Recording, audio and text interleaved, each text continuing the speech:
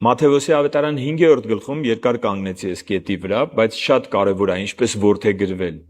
Մատթեոսի ավետարան 5-րդ գլխի 44-45 խոսքերում գրված է, նայեք, գրված է շատ բարդ մի պատվիրան, պատվիրանների շարք կարող եմ ասել, բայց սա մեր Տերն է ասում, եկեք կարդանք միասին, բայց ես ասում եմ ձեզ, սիրեք ձեր թշնամիներին, օրհնեք ձեզ անիծողներին, բարիք արեք ձեզ ատողներին և աղոթեք ձեզ չարչարողների ու հալածողների համար, որպեսզի որդիներ լինեք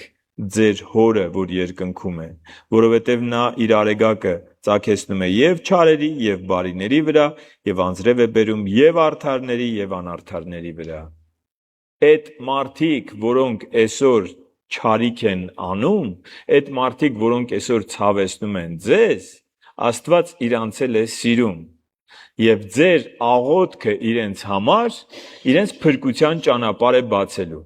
Ձեր ատելությունը իրենց փրկության ճանապարհը փակելու է։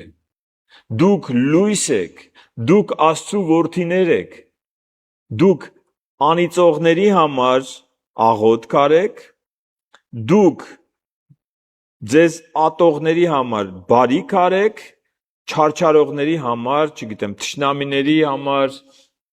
սիրո վերաբերմունք ունեցեք։ Այդ սերը հալեցնելու է իրանց ուղեղի մեջ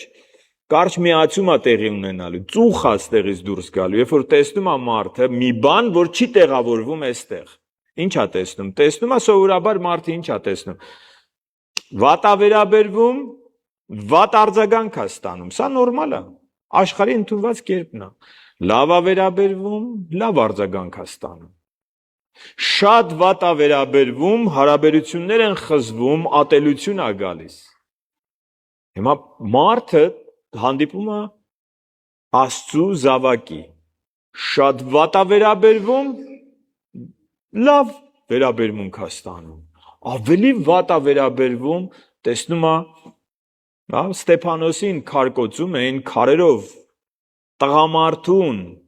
մի խումբ տղամարդիկ քարերով խփում էին, որ մահանա, այնքան էին խփում քարերով, մինչև մեռնի։ Ու այս մարդը ծնկի եկած նայում էր երկինք ու ասում էր. «Սա որ անում են,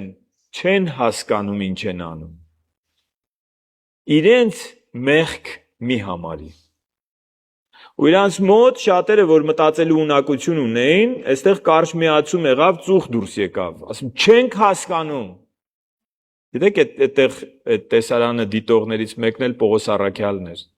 որ իր ամբողջ սրտով ատում էր Ստեփանոսին, հետո հիշում է, ասում է, ես արժան չեմ, բայց հետո հանդիպում է այն Աստծուն, ում Ստեփանոսն էր աղոթում։ Այսպես վերաբերվեք ձեզ ատողներին, որ որդիներ լինեք ձեր հորը, որ երկնքում է։ Ովքեր են, որ կարող են ասել. Հայր մեր, որ երկնքում ես։ Ասել կարող են շատերը, իսկ ում Աստված ասում, դու իմ որդին ես, որ երկրի վրա ես, ժամանակավորապես,